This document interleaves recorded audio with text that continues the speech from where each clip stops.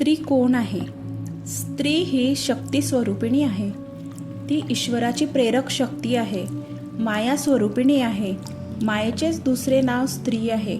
म्हणून स्त्री धर्माचे जाणकार स्त्रीला पराशक्तीची प्रतिमा मानतात. स्त्री ही पुरुषाची सहचारिणी आहे.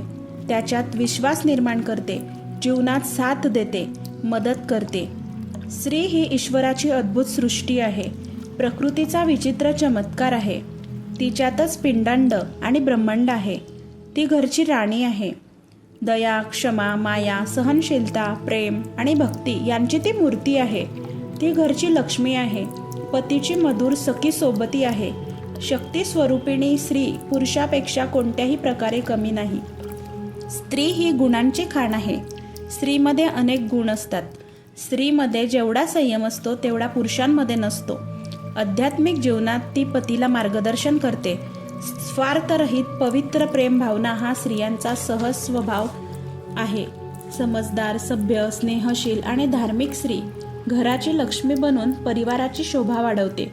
ज्या घरातील पती पत्नी प्रेमाच्या बंधनात असतात, आध्यात्मिक चिंतनात आपला वेळ घालवून धार्मिक ग्रंथांच्या अथवा साहित्यांचे वाचन करून आपले विचार पवित्र बनवितात, सत्संगात आणि भजन कीर्तनांमध्ये वेळेचा सदुपयोग करतात, ते घर वैकुंठा समान होय.